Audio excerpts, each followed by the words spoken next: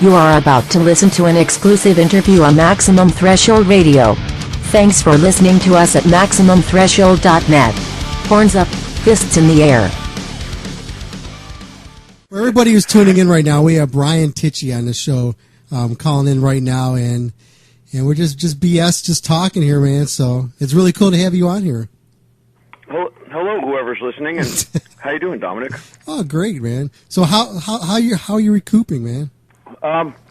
Really great. Everything's great. My the worst thing going on was my ribs. Mm-hmm. For some reason, they kind of hurt the whole time, but the past, week, it's just getting worse and worse. And my sports medicine guy I go to, he doesn't use medicine on me, but he's like, I don't know, I think, or sports healer. I don't know what his name is technically, but he put these things on my ribs and worked on it yesterday. And somewhere this afternoon, like, the pain dissipated pretty noticeably. All of a sudden, every move I made wasn't like, and now for the past group of hours, I think it's going away. I think it's passing. And my where my surgery was, the collarbone area, that's there's a big like scar thing going on and some stitches, but that doesn't hurt. I just can't go crazy with it. I can do things like mellow, but I can't do too much with it. Yeah, I've had but man, I'm getting better. I'm already fine. I'm going to find to play guitar next weekend and drums 2 weekends from now. Yeah, I knew a few people who broke their collarbones who were guitarists, and man, I felt so bad for them. They said they were so miserable, just trying to hold the guitar up because all that pressure put on. Well, if it's on the left side, this is the right side. I was lucky. Oh yeah. No, I'm not lucky. I'm lucky in the sense of holding a Les Paul swung over your left side. Yeah, that's. I'm glad it's the right. Mm-hmm. But I'm a righty, and drums are mainly coming. Most of the stuff is from a righty side of things. But so if I had to put a guitar on now, it's fine. Myself and my buddy Brent, we rehearsed a little bit last night at my place for the Bonzo show, the Bonzo Bash thing, and I was just playing with Les Paul standing up, and I knew it was just good to do it a little bit, and there's no problem. Because it's my left side. Mm-hmm. But yeah, if you don't get surgery, that's a whole other thing. Letting that bone heal, forget it, dude. That was like. I saw, looking at the X-rays, one side's pointing up, one side's pointing down. That's nuts. The side that wasn't even broken is pushing down into your lower chest where it's not supposed to be. Wow. It was like a mess, and there's a part in the middle that wasn't even connected to the two. So they took a metal plate and 9 screws and went straight across and and there you go. And that changed everything. That changed the whole game. That was like, I'm going to be fine. I can't believe this. Yeah. Immediately, I'm still probably a hair numb up there and stuff. I don't really look at it or touch it or mess with it. I just let it be and stuff. But that was it. So the people that are in long lengths of pain are probably the ones that didn't have surgery, because it's a done deal. When you get the plate and screws in there, you're good to go. Yeah. Couldn't believe it's such a huge difference. Awesome. My sports. What's that? How'd the bike hold up? I'm glad you're concerned for that. I think the bike's fine. It's in my garage. It's fine. It's fine. I didn't run in. I didn't go into a wall or a tree. I just went over I went over a little mound. I just timed the turns wrong, and I was at a place where I thought I had one more turn to go, and I just hit this mound, and I was like, no way, I'm here at the gate. I got to go around the gate. To go around the gate, you got over a mound. If I can hit this mound too hard, I'm flying. But you don't fly in the air where you can do a tuck and roll. Yeah. You're thrown. It catapults you from the back. It's like a mule kick. It's like, that's what it was like. It was like you just get thrown to the ground, and you hit so hard. I never hit something like that. I never had that happen in my life. What was the first thing you thought of right when you laid there after you hit the ground? After I made 3 of these, after I did that 3 times, I said, breathe, stood up, said, you're going to be all right, you're going to be all right. I started moving my arm, felt all these little things that sounded weird and felt weird and were really painful going on. Mm-hmm. And then I thought, first thing I thought is I have to play New Year's Eve. This is really bad, and then I have to play a show on guitar on the 19th, and the Bonzo Bash the 24th. I'm like, none of this is good. And this was December 30th, so that was it. I had to walk 2 miles down with my bike, and luckily there's these people above me. They were like, I couldn't believe there's people above me as cold as it was on that day, which was definitely around 30 up there. That's why I turned around, because it was so cold. And they came jogging down, like these people in their 60s, like a couple and some friend, and they offered to carry my bike for me, push my bike. So, and we walked down, they put it in my car, and went to the to urgent care and then the emergency room. But yeah, that was the first thing. Was like I'm walking, going, this isn't good. I know this isn't good. This is like bad. This is going to be a thing. But it ended up being and it wasn't just an accident, and it kind of stops in your tracks, and you start looking around in more ways than one, and Were you gives you a bit of a perspective on things in your life, doesn't it? Were you telling people you were suffering a sports-related injury? What's that? Were you telling people that you were just suffering a sports-related injury? Was I telling what people? Well, whoever that they say what happened to you, and you said, I'm just suffering from a sports-related injury. Trying to make it sound better than you just wrecking your bike.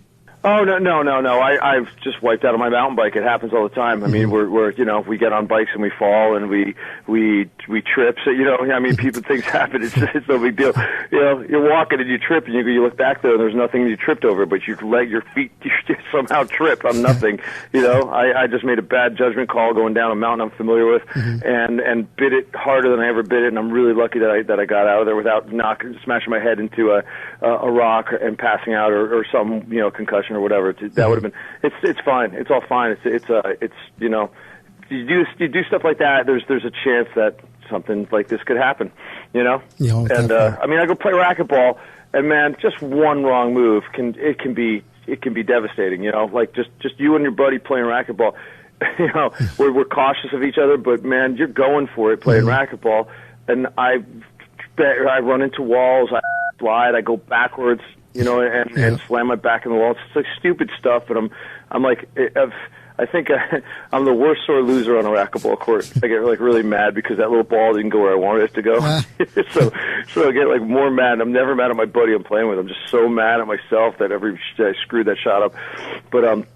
But yeah, so it's just like accidents happen, man. I've swung the racket and literally hit my other elbow, and just that was it for a month.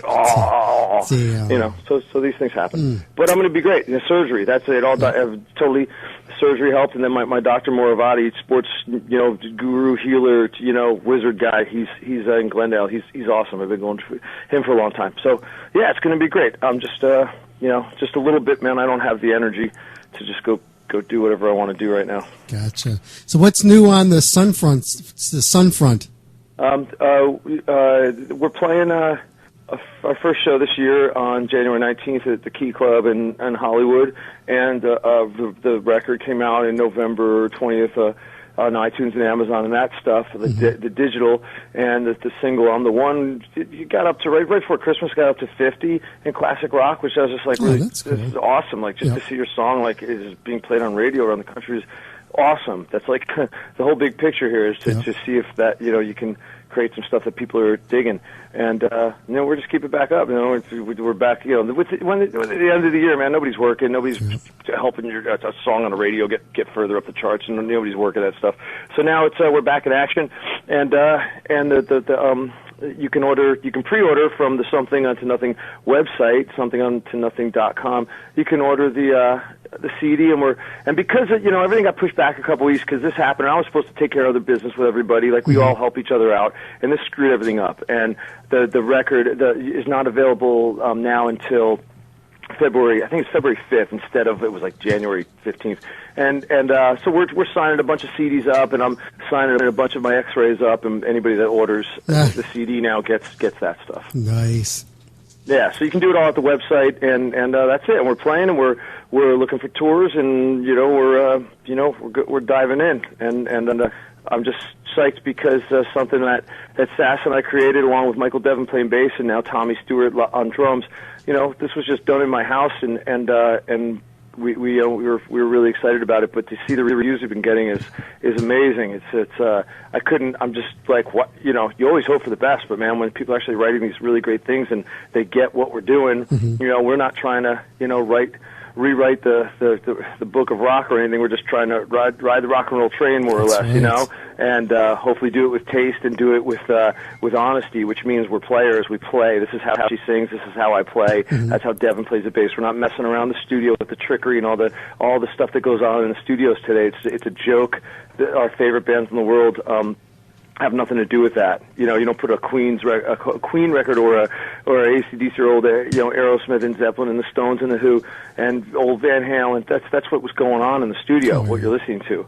You know, you weren't, and that's what we're doing. That's what we are, and I love that. I love that it's like those drums were just me playing drums. I played them. You know, if I messed up, I kept going, and we cut the edit out just like you do on 2-inch tape and put the two pieces together. But it's like, okay, whatever. You know, like that's how you work in the studio. But to actually fix like notes that aren't sung in tune and fix drums to make them groove better to a click, all that junk, that's a bunch of nonsense. Practice your instrument and be a badass, or at least try to be. That's what's fun about it. That's why you gravitate towards music. Is there's something going on about music that excites you, and I just you listen to what's going on around. It's like, man, what happened? Why isn't that like a cool thing anymore? Like why, when the Stones come on the radio, it sounds like the Stones. When something from Who's Next comes on, it sounds like the Who, and Zeppelin comes on, Zeppelin. It sounds like those bands.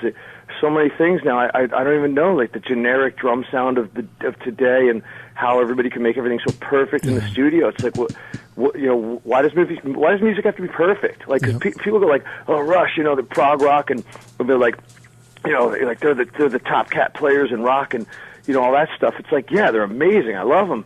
But they weren't. They played how they played, and they practiced together and played a ton together, and they really were conscious of doing what they do, and they made it sound like that because that's the three people together. It wasn't like, what I mean? They had to work at it. You have to work at it. And now it's like, anybody can just try and make everything sound perfect. But my point was they're not perfect, like perfect tempo, perfect timing, perfect execution of every little thing ever. It's just great because it sounds great blended together by three great players. Not like perfection. Nobody needs there's nobody who's listening to the radio that enjoys a song that's going, I think I enjoy this song because even more than ever because it's been played to a click track, and it starts at 118 BPMs and it ends at 118 BPMs, and every fill in between and everything was exactly at 118 BPMs. I think I like the song more because of that. Yeah. Nobody cares. Here's my thought. I'll end this on that. Yeah. Go listen to Honky Tonk Woman and listen to the cowbell at the beginning and the tempo and tap your foot, and then just fast forward to the end real quick and then tap your foot. And tell me, did it bother you when you listened to that song that it sped up like 8 BPMs throughout the course of the song? Because I don't care, and obviously nobody on this planet ever cared. That's right. They're only the biggest band in the world ever. You know what I mean? Yep. You basically got the Beatles, the Rolling Stones, and Zeppelin. So you're allowed to say they're all the biggest bands in the world because when you get to be that big, you're the biggest band in the world. How was it to look back there and see Tommy playing the drums? Does he ever like play something you look at it and say, "Damn, that was good"? No, I was going to make a bad joke about Tommy. No, it's due to, Tommy and I became friends in 2000 on the Ozfest. He was playing in Godsmack, and I had the good fortune to be the guy that could stand on the side of the stage all day and watch Godsmack, and Tommy was he's a powerhouse with that band, and I was always inspired by him. I'd be watching, like, he just looks comfortable, and he hits big, but his groove is fat, and he means business. And you'd have Godsmack went into Pantera, and I'd watch Vinnie Paul, and those guys are my favorite metal band. And then I'd play with Ozzy. It's like, that's like, so, I mean, I watched him all summer long for months, and we just didn't see each other for a long time, and we reconnected summer of 2011, like a year and a half ago. Somehow, I can't remember, somebody on Facebook, and we got in touch, and it just happened to be when we were filming this Nomad video for S.U.N, and I just said, hey, I've got this new thing. I don't know if we ever start playing, if you'd be interested. And he was like, oh yeah, that sounds cool. Let me check it out. And I was like, well, we're doing a video right now. It's like, I don't know if you. And he was just into it. And we started from there. So now, to answer your question, he's great. He's great. I don't know. I've played with some great drummers. Like as far as I had this band years ago that I was playing guitar and singing in, and my drummer was the Joe Travers, who now plays with Zappa, plays Zappa, and he played with Duran Duran. And he's just like he's just a badass. He's just an amazing drummer. So it was always fun. I never had to worry about drum stuff. And then the first guy in this band at the time was my buddy Ray Luzier, who's in Korn now. And Ray and I were good buddies. It was like mid-'90s, late '90s, like totally late '90s. But Ray did a couple shows with us, before. But he was like in his own band doing other stuff. But yeah, so I've like those are my couple experiences being on guitar with drummers behind me, and Tommy's the same thing. It's like I'm not anal. I'm just like, dude, unless there's something really wrong with the beat you're playing, it's like complete backwards. Just as long as you're digging in and you're getting the picture. He pays attention to stuff. Like he listens to tunes, the grooves, he learns it, and then it's just like, okay, a fill's a fill. Make it tasty and be badass. So he's not a dummy. He's a pro. I'm not worried. He's gre'd you think about his low pro stuff that he put out? I thought it was cool, but I couldn't like give you a full blown real opinion on everything, because it was a while ago when I heard it, and I didn't like hear a whole record and stuff, Let's hear. I know you already did the big spiel on leaving the whole Whitesnake thing and all that, and I know you're coming around to seeing your own project evolve, being a baby and then watching it grow up. How does it feel watching it go from each step? In this progress of watching it become something? Well, I don't know. We've been, as far as the S.U.N thing, Sass and I get together in 2010 and a couple times, because she doesn't live in L.A. anymore. She's in Canada, and that's what hit it off. We just wrote a couple different occasions, and then at the beginning of 2011, she came out for a little bit of a longer time, and that time I was like, well, just crash at my house, just take over my bedroom, let's just, see what happens without having to make like little groups of hours here and there writing. Oh, I'll just meet you for 4 hours here and 3 hours, let's just stay here, and whatever happens. And that's when it was like, it made it really interesting, because now we're like hanging around all the time. You were just like, I walk in the house, there she is, or we're hanging out together, or whatever, and we're writing constantly, and we're not really forcing ourselves to write, it's just we're just hanging out writing, and most of the record was done then.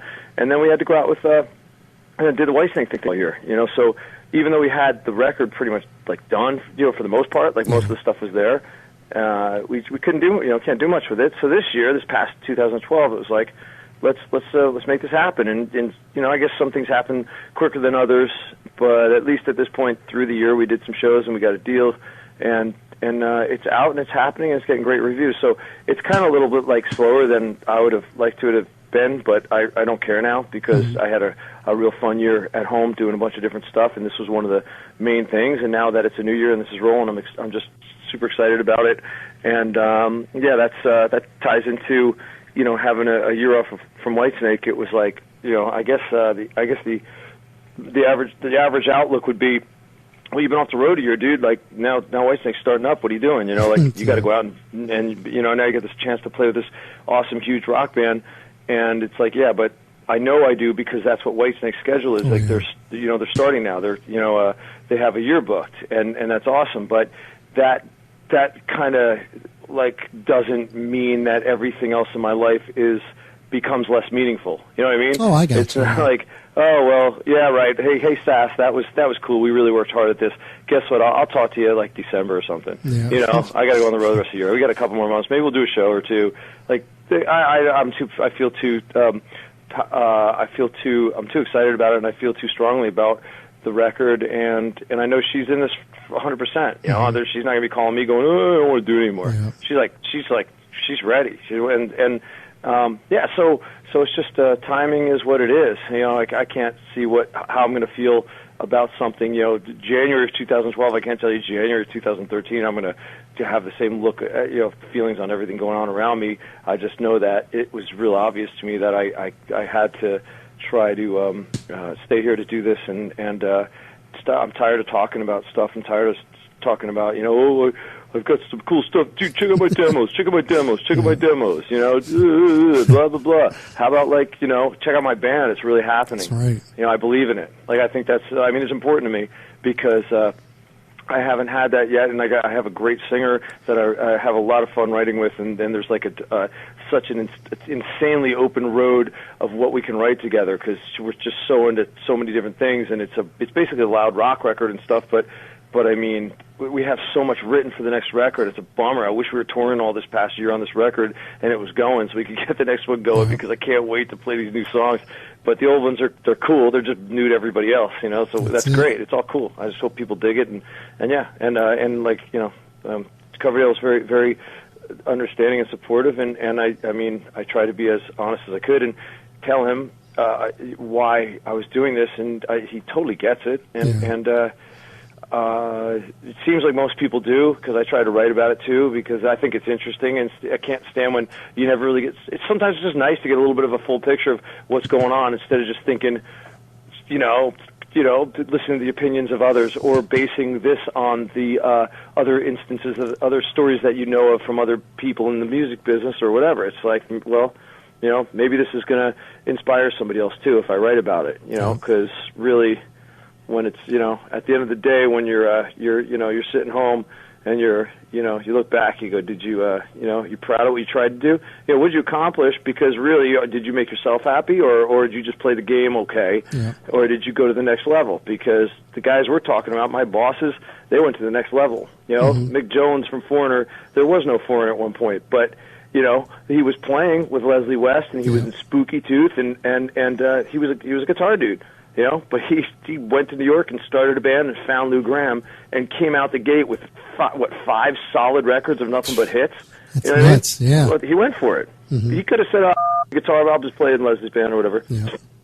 You know, and any of them, you know, Billy Idol too. You know, he moved to New York on his own, and I think he said he wrote White Wedding first. You know, I think, or he wrote it, you know, right when he got there. It was one of those first things sitting around an apartment, and you know, come on, I was a kid hearing that song on the radio, and it's like, who's this new guy? Billy Idol, what's going on? You know, and these guys took chances, you know, and all their stories are different, but the end result is the same. They went for it. They totally went for it. And I'm not saying just because I'm going for it, I'm going to get to that level at all. But I'm certainly going to try, you know. That's what it's about. Why not? Yeah, that's one of the things that I really admire about you. You know, I see over the years, you know, you've gone through so many different bands, and it wasn't a thing of jumping around. But it was, I think, what you're doing, you were learning from each place that you've been with, each person and professional musician you've been with. You've taken a piece of that and building it on yourself. And I think it's like snowballing effect into something that you're making.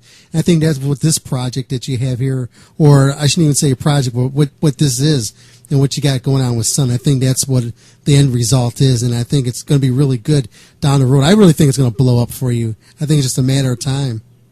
I hope it is. I hope it's like, I mean, honestly, you have bills. You have to make money. You've got to take care of stuff. The more, I have no idea what it's like to be on that level where you're making so much money, where it's just like, you know that huge level, like whatever, like my bosses and stuff. That all that success of selling all those records and all those arenas sold out and all that merchandise and all those hit singles.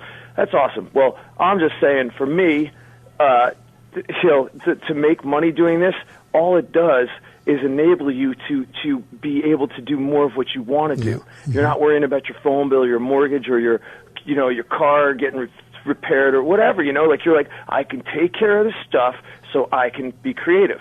Because how creative can you be when you're struggling? That's right. You know, like that's the whole thing of like when you get through a struggle. I'm saying, like, you know, you're a bartender and or you're a bouncer and you want to be an actor, or you're like whatever your job is. You work at a music store and you want to be in a band and you have a local band. You know, when you get through all those hard times, you have no money and you've paid you. That's what paying your dues is. You get through that, and all of a sudden it's like, wow, man, we have a hit single, or we're a successful band, and we're bringing in money. It's like, it changes everything, because now the struggle isn't there, and you hope you can hold on to it, I guess, for a certain amount of time or forever or whatever. But man, I guess that's where, ego gets involved, or you question where you're at, and mistakes can be made. But I think that's part of it, man. Is you got to go through that stuff. But when you get to the next peak, and you have some money in the bank, it's like, okay, maybe you think you're something special, and you can go, all right, you buy your house, your cars, and your pools, and the blah, blah, blah, and then all of a sudden your band's not selling anymore, and you're selling all your stuff, and you're looking for work just like everybody. Well, man, maybe you're not the world's like best musician. Maybe you were just in a good band at the right time that wrote a cool song, and now you got to figure out how to survive, and you're back, working in a music store or something, or you're, I don't know, whatever it is. Well, it's like I don't care about any of that stuff. If I got to a point where we're successful, all I want to be able to do is live off the band, take care of my stuff so I can be creative and take care of my kids, you know, and I can then be more creative so you can have. I'm whatever, man. You know, I'm like still, you know, like more or less like an underdog. You know, I'm still trying to get where I'm trying to go, and you know, that's why I bounced from band to band. It wasn't like I was trying to. It's just like, man, we all got to work. You know, you got to work, and I've had opportunities like get a chance to play with Ozzy. I left Foreigner just because I knew Ozzy was auditioning drummers, and Foreigner didn't have a lot of work planned at the time. And I was like, man, I grew up on Ozzy. I would love to play drums with Ozzy Osbourne. You know, and luckily I ended up getting to do that for a summer. It was, and you know what I mean? So it wasn't like balanced, constantly trying to play in a bunch of bands. It was just, that's how it went, you know? Eric Singer was in a bunch of bands prior to Kiss.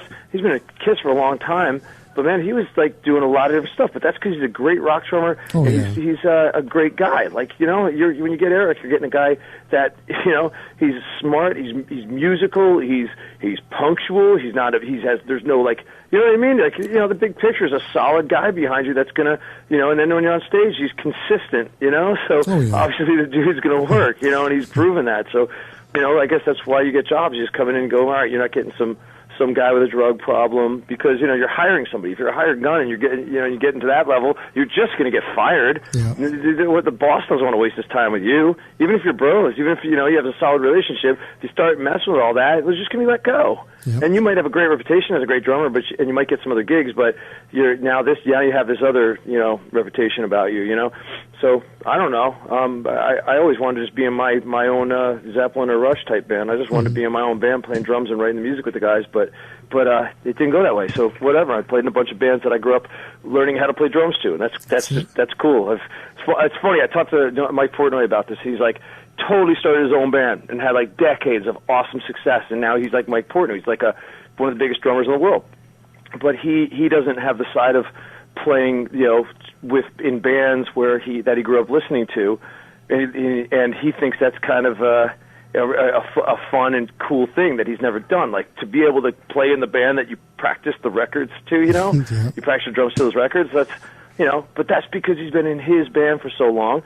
So it just seems like but we're on just opposite sides. It's funny because I'm like, dude, I wish I had my own band. I was like calling the shots and writing the tunes, and, you know, it's all revolving around our creation and stuff. He's like, yeah, you know, and it's a lot of work. And I'm like, I know, I'm ready for it. And he's like, yeah, and sometimes it's just fun to, you know, the idea of sitting behind a kit of drums and playing these tunes that you dig, you know, you dug when you were in high school. You know, and it is cool. You know, come on, man. Every time I look over at Mick Jones playing Hot Blooded, I'm like thinking of when I heard it as a kid and how blown away I was. Oh, definitely. I just loved the song, freaked out on the song, loved it, and got the record, and I learned how to do the little double skip on the kick drum in the verses, and it took me like 2 weeks of pain. I just my leg couldn't do it, and then it kind of clicked in, and it was like, so every time I look over at Mick and I do the bam, pat, boom, boom, pat, I'm just like thinking like I was 10 years old learning that. You know, there's Mick, and, you know, so that's cool. That's fun stuff, you know. How's the speed bagging coming along? Yeah, I was in the garage a little bit. I was actually going to film it because it's like, man, you had clavicular surgery. You kind of, you know, it is bad, I guess. You know, it's not as bad as, you know, getting your leg blown off or something, but it's your frame. It stops you. What's that? That's your A-frame. You need that. Yeah, but I'm saying, it's just I forgot to do it. I was in there speed bagging. Actually, honestly, I'll tell you the truth. I was doing the normal stuff, and then I went for an upper elbow, like where you raise your elbow and put your hand behind your fist behind your head, and you come down. You do a double stroke with the elbow to the fist, and I did that movement. And you've got to time it right. It's a speed bag, so I did it a little bit faster, and I was like, okay, I think that was like one step too far right now. Not like it was painful. It's just like I felt a little next step too far thing. But I could do some other stuff. I could just speed bag lightly. I'm not going for power and speed. It's just like more rhythm and stuff. But I'm not in there a lot. I can do it though. I can do that. I haven't played drums yet because I've took the snare drum off my kit for some reason. I don't know why. So every time I walk by the drum set, there's no snare drum on it, and it's like that instant second of, if there was a snare drum there, I'd sit down and play. The snare's not there, which means I got to go pick it up and make sure, which one is it? And I just blow it off and I go play guitar. But I could play drums in like an Eagles or a Fleetwood Mac cover band right now. I could do that. I could do like Hotel California, like Dreams, like Heartache Tonight, like stuff like that, you know.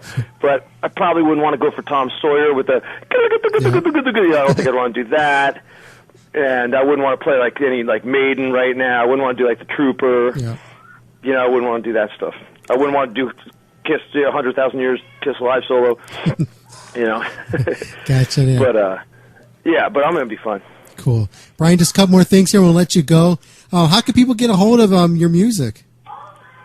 You can go to www.somethinguntonothing.com, and you can hold on, girls. You can go to somethinguntonothing.com, and you can get the pre-order the CD, the Something Unto Nothing CD. You can pre-order it now, and it's going to be, I think, shipping February 5th, and then you can order the whatchamacallit, the the download on Amazon and iTunes. Mm-hmm. And here's the thing, honestly, it's supposed to be an artwork book. All the artwork's supposed to be with it.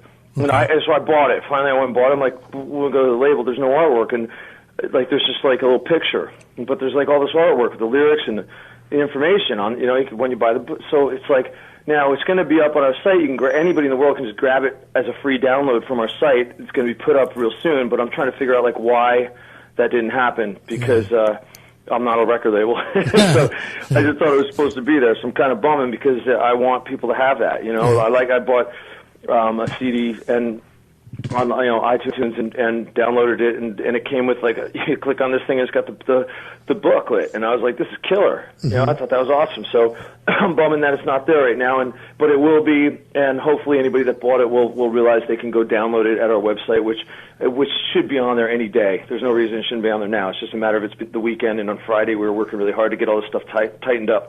So yeah, it's all there. It's going to be and we'll just keep moving. Hopefully it's going to be available with ease everywhere in the world, Nice. soon. But right now it's iTunes, Amazon, and you can pre-order from our website, and you get the signed CD, you get the signed X-ray. Why? It's more of a like, I don't even know. It's just silly. It's just a little bit of funny promotion. Throw an X-ray in there. Sounds good. Brian, can you do us another promo ID for our show, an updated one? Last one you did you did a Crazy Train, the intro. Say it again? You did what the hell was the song you did? You did an Ozzy song for us. When you say I did it, what did I do? You worded it out, your drum roll in the beginning. Oh, Over the Mountain? Yeah, that's it. That thing? That thing, yeah. You got another. Okay, I remember that. Yeah. You got another song that you can do like that? Oh yeah. Wait, hold on. I mean, we got to pick an awesome one. Wait, hold on. Oh yeah. Let's do Nico. Okay. Oh, I didn't get to tell him about the Bonzo Bash. There's like 4 things going on now. You got the quitting, you got the really moving, departing Whitesnake, and the broken collarbone, and you got the Sun album, and then you got the Bonzo Bash, and Nico's a co-host there and stuff. I wish I could have said that, but anyways, I'll do and that's Nico.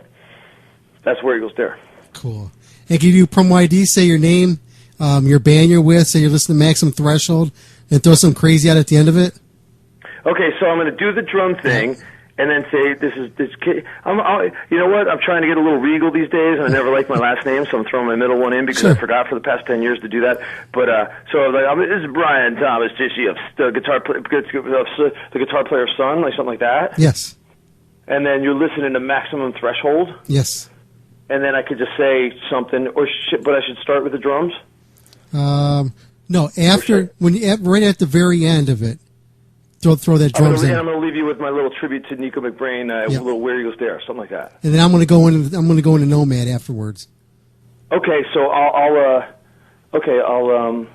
do my name, the band, and then you're listening to should I say Dominic? You're listening to Dominic at Maximum Threshold, or just Maximum Threshold? Just Maximum Threshold. The other guys get jealous. Okay, you're listening to Maximum Threshold.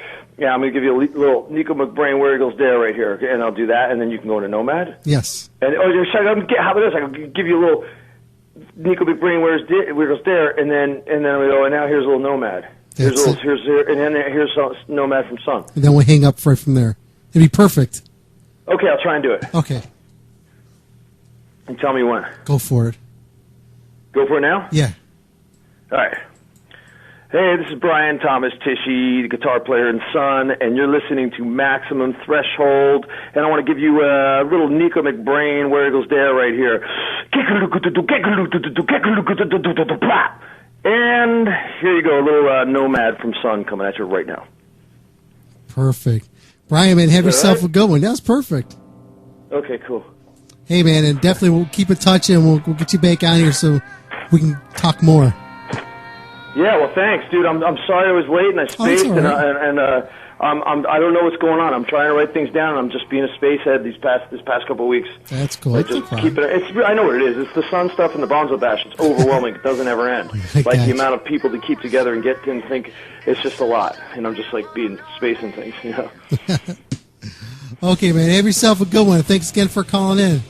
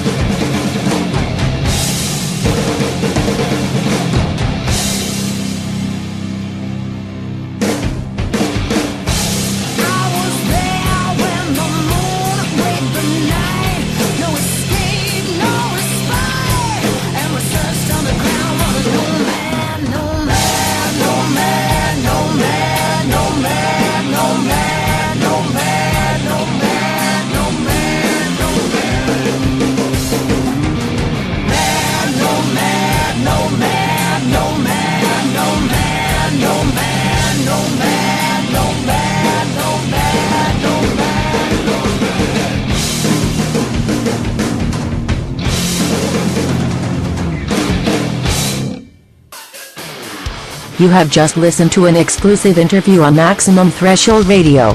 Thanks for listening, and please visit us at MaximumThreshold.net.